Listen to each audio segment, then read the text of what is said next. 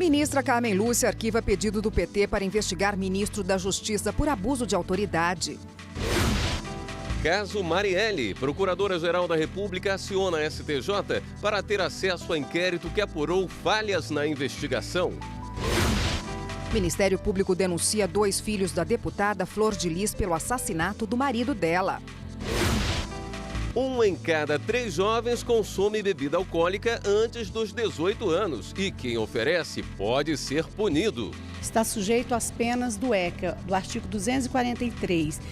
Detenção de 2 a 4 anos e multa. O ministro Celso de Mello completa 30 anos de Supremo Tribunal Federal.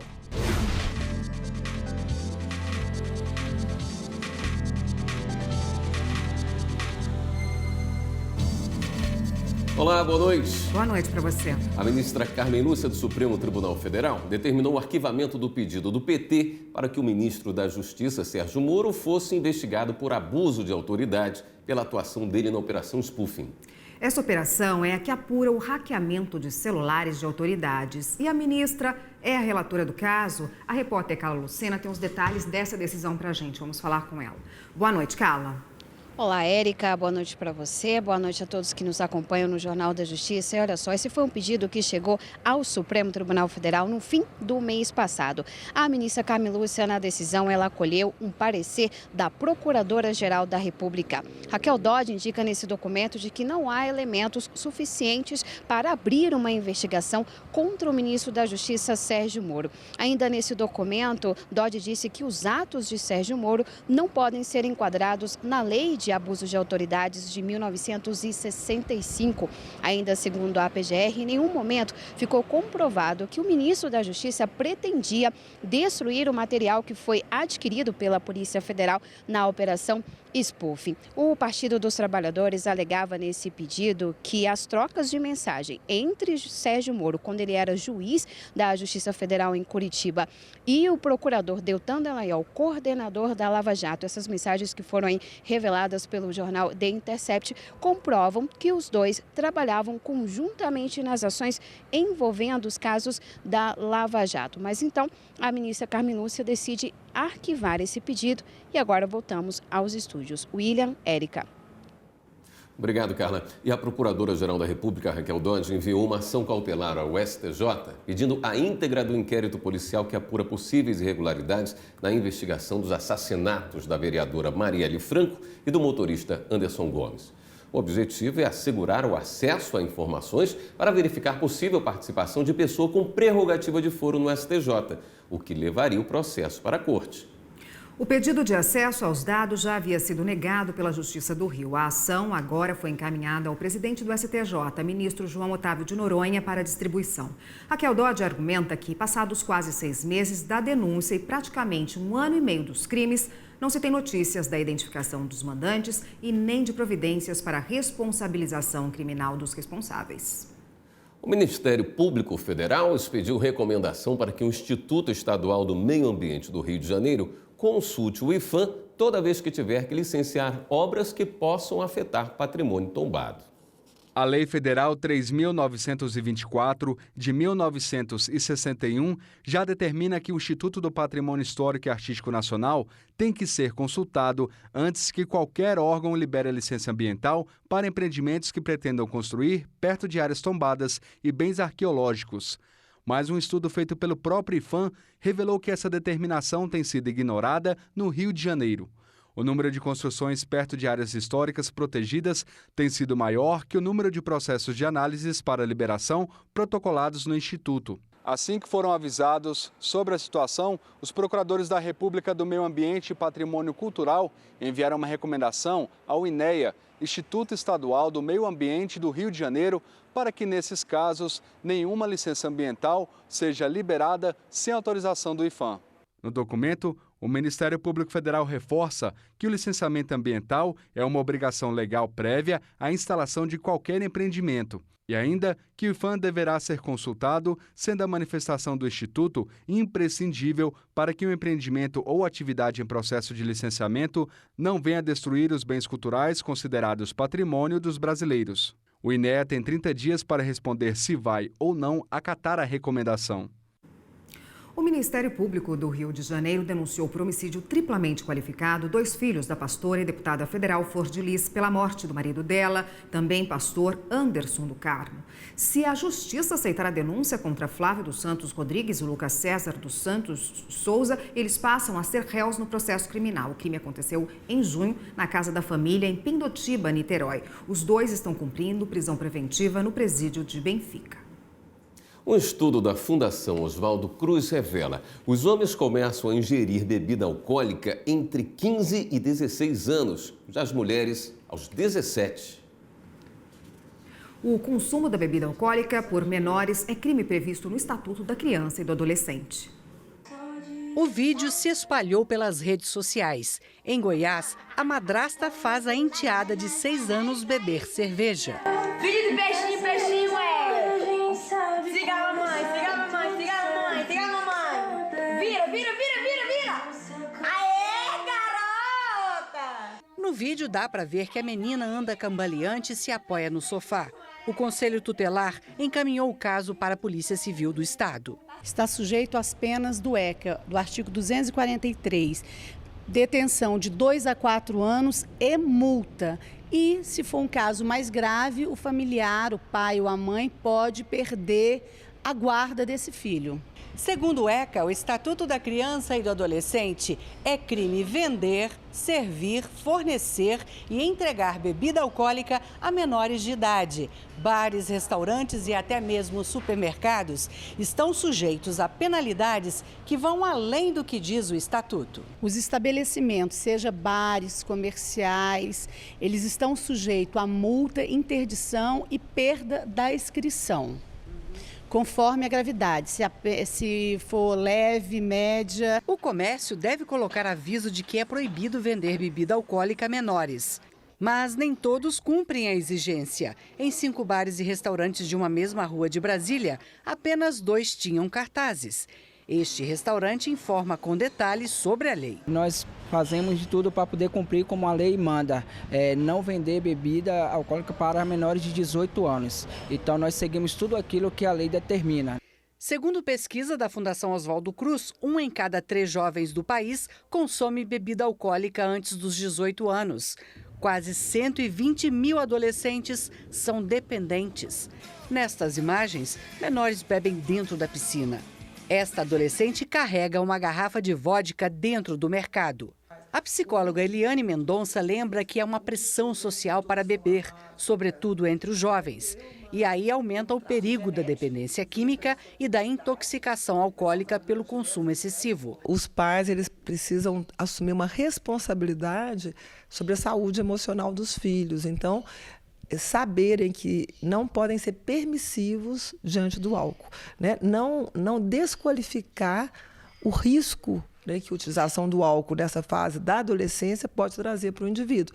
Embora, infelizmente, a nossa sociedade preconize que seria normal o uso, o abuso, né, de álcool pelos jovens adolescentes. E a seguir, juizados especiais de Cuiabá já atuam com o PJE. Vai ser tudo online, tudo digitalizado, vai ser melhor para a população, vai ser melhor para o advogado, vai ser melhor para o promotor, para o juiz.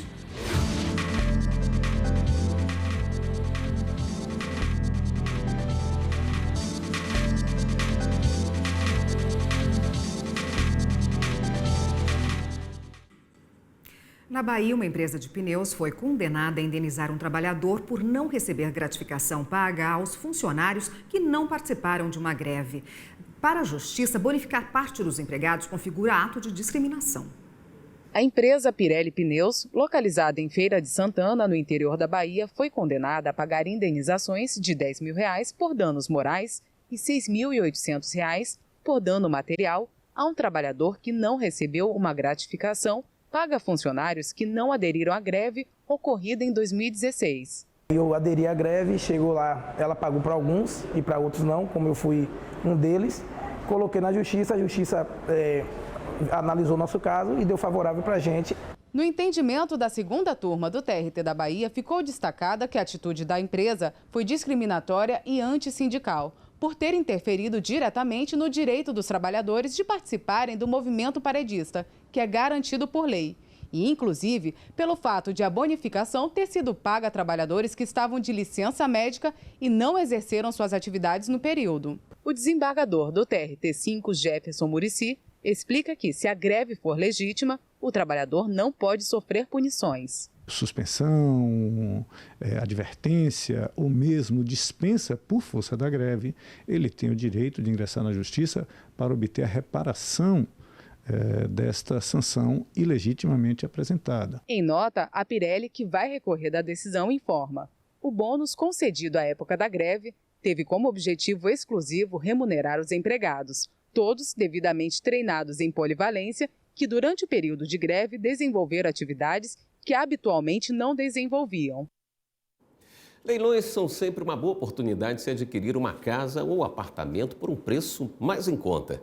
Mas quem arrematar um imóvel deve ficar atento às parcelas não pagas do condomínio. Muita gente não sabe, mas quem assume o bem também herda a dívida. A decisão foi tomada pela terceira turma do Superior Tribunal de Justiça, depois que o comprador de um bem questionou o pagamento de parcelas vencidas do condomínio de um imóvel arrematado em um leilão.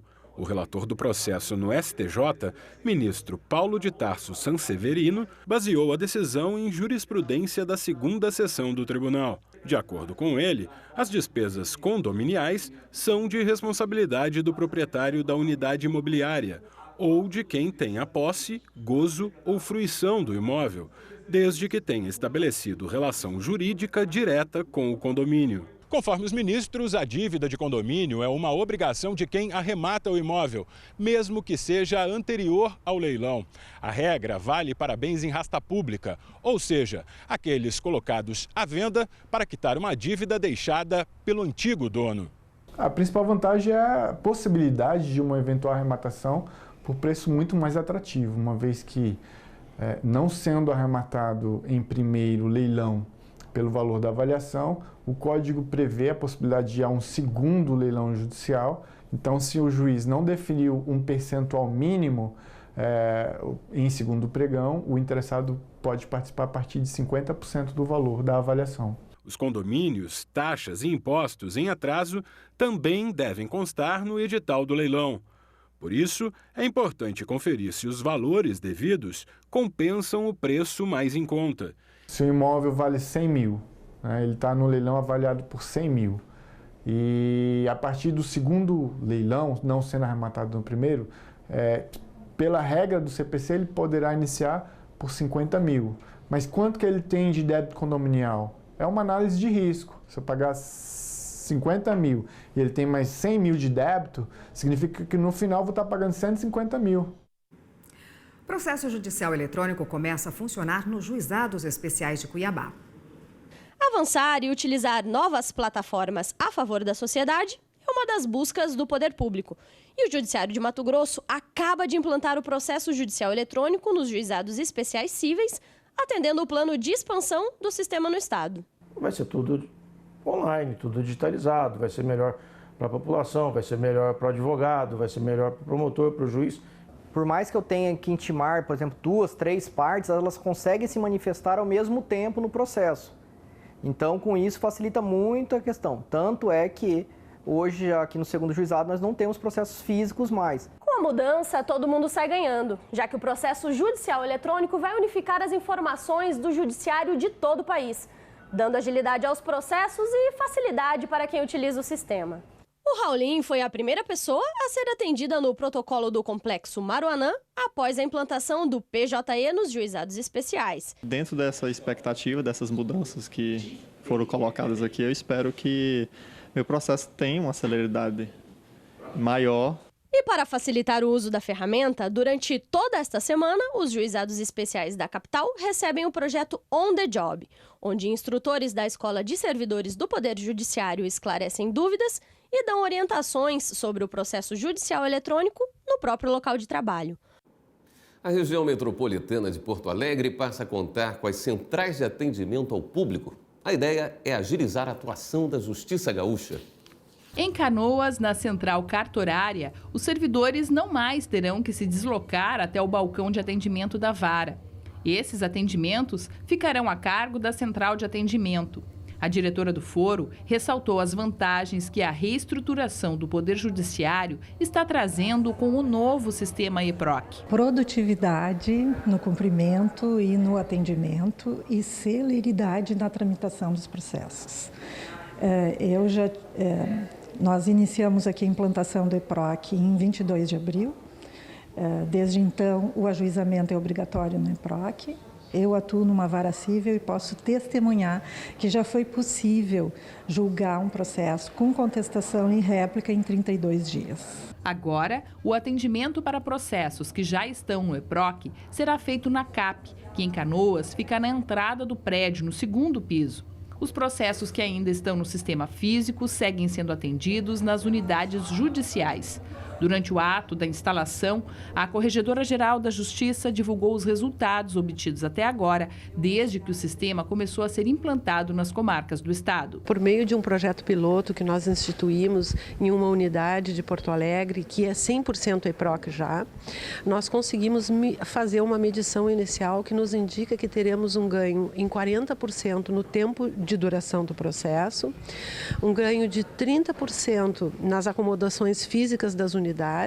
Isso quer dizer, nós não vamos precisar construir mais unidades, mesmo com a criação de novas unidades, nós vamos poder reestruturar o trabalho, as unidades e oferecer mais serviços. E a seguir, os 30 anos do ministro Celso de Mello no Supremo Tribunal Federal.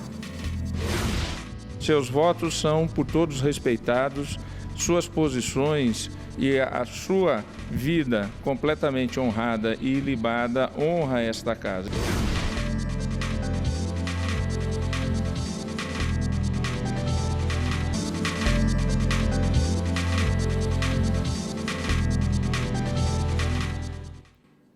O STF recebe a exposição do fotógrafo alemão Thomas Kellner. As obras prestam homenagem a monumentos de Brasília.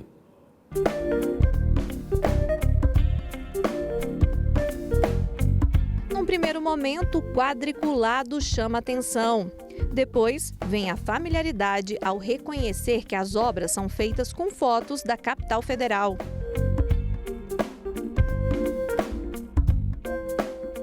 Movimento em Repouso. Esse é o nome da mostra que está exposta aqui no Espaço Cultural Ministro Menezes Direito, no STF. Esse nome também representa a técnica usada pelo artista alemão Thomas Kellner.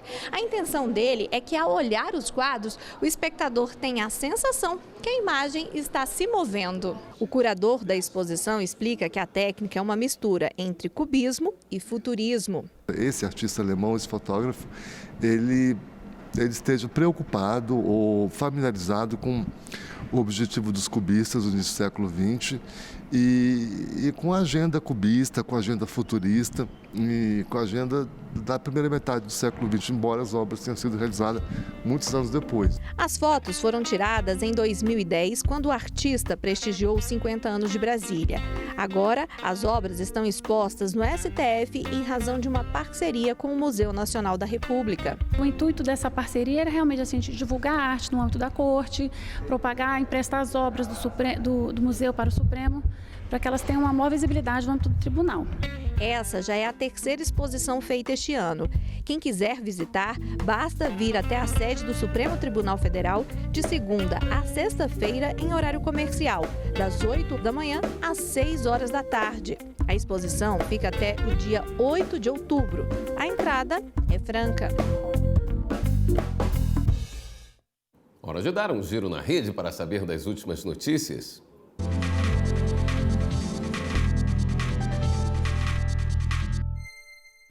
Vamos então até a redação da Justiça, falar hoje com a repórter Viviane Novaes, que é quem tem as novidades para a gente. Boa noite, Viviane. Oi, Érica. Boa noite para você, William, e boa noite a todos. Olha, o plenário do Supremo Tribunal Federal vai julgar a medida provisória que suspende a publicação de balanços financeiros em jornais. Hoje, o ministro Marco Aurélio aplicou o chamado rito abreviado, em que a ação é julgada diretamente no mérito, sem uma análise prévia do pedido de liminar. Com essa MP, do último dia 6, a publicação de balanços passou a ser feita sem custos nos sites da Comissão de Valores Mobiliários e no Diário Oficial. Outra notícia do STF. A ministra Rosa Weber devolveu a ação penal contra o senador Cid Gomes para a Justiça Eleitoral do Ceará. De acordo com o Ministério Público Eleitoral, o parlamentar é acusado de difamação e injúria eleitoral num comício em que teria ofendido o então senador Eunício Oliveira. Segundo a ministra Rosa Weber, na época Cid Gomes não tinha foro privilegiado e, por isso, não deve ser julgado no Supremo. A Vara de Execuções Penais do Distrito Federal negou o pedido do senador cassado Luiz Estevão para parcelar multa de R$ 8 milhões em 12 vezes. Ele deve pagar essa multa de uma vez só, em 10 dias, e nomear bens para a penhora. Luiz Estevão foi condenado a 26 anos de prisão por fraudes nas obras do Tribunal Regional do Trabalho de São Paulo. Atualmente, Luiz Estevão está no regime semiaberto, ou seja, trabalha fora da prisão e retorna durante a noite. Bem, e amanhã o ministro Celso de Mello completa 30 anos na Suprema Corte do país. Eu e nossa equipe mostramos agora a trajetória desse paulista do interior, que foi relator de casos de grande repercussão. Este senhor de sotaque paulista e jeito sereno é o decano da corte, o ministro mais antigo do Supremo Tribunal Federal. José Celso de Mello Filho, de 73 anos, nasceu em Tatuí, no interior de São Paulo, em 1945, pouco depois do fim da Segunda Guerra Mundial. É filho de 2 professores, Dona Zenaide e seu José Celso, e se casou também com uma professora, Maria de Lourdes, com quem teve 2 filhas. Celso de Mello é formado em Ciências Jurídicas e Sociais pela Faculdade de Direito do Largo de São Francisco. Em 1970, entrou para o Ministério Público do Estado de São Paulo. E lá ficou por 19 anos, ocupando vários cargos. Nessa época, também foi secretário da Consultoria Geral da República. A chegada ao Supremo Tribunal Federal foi em 1989. Olha aí as fotos da posse.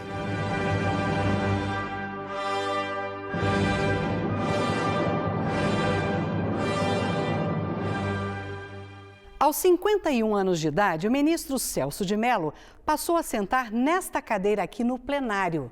Ele se tornou presidente do Supremo Tribunal Federal. Foi o mais jovem a ocupar o cargo desde a época do Império. O ministro já foi relator de casos de grande repercussão, como o que questionou se candidatos podiam concorrer à eleição se respondessem a processo na Justiça. O plenário decidiu que apenas a condenação definitiva pode impedir um cidadão de se candidatar. O ministro Celso de Mello também foi o relator da ação que tornou a homofobia crime. O ministro disse que essa era uma forma de racismo e que o Congresso foi omisso em não editar leis sobre o assunto. A orientação sexual e a identidade de gênero são essenciais para a dignidade e humanidade de cada pessoa. Para a dignidade e a humanidade de cada pessoa. E não devem ser motivo de discriminação ou de abuso. Celso de Mello foi o ministro que deu o voto decisivo para manter a condenação de 8 pessoas na ação penal 470, conhecida como Mensalão. 5 ministros tinham votado contra e 5 a favor de um novo julgamento para os réus. Tal organização não pode ser lenientemente qualificada como expressão menor de um simples concurso eventual de delinquentes, mas há de ser considerada em sua real essência e concreta dimensão como quadrilha. Neste sábado, ele completa 30 anos de STF. Uma data importante que quase coincide com sua despedida da corte. No ano que vem, quando completa 75 anos, chegará a idade da aposentadoria obrigatória. Um intérprete atilado, profundo, preciso da Constituição de 1988, que tem nele, portanto, um guardião exemplar, junto com o próprio tribunal. O ministro Celso de Mello é mais do que um grande ministro, mais do que um grande professor, um grande estudioso, não só do direito constitucional, mas de todos os ramos do direito. É um grande homem, é um grande brasileiro que nos orgulha por ser o decano do nosso tribunal. Ele tem se notabilizado pela defesa da Constituição, pela defesa dos direitos fundamentais, pela boa aplicação da Constituição, é o historiador da corte. Celso, além de ser um grande talento jurídico e de ser uma pessoa adorável, ele é também um pouco a memória do Supremo, porque ele sempre resgata a própria história do Supremo e ele é uma reserva moral para todos nós. Seus votos são por todos respeitados, suas posições e a sua vida completamente honrada e ilibada honra esta casa.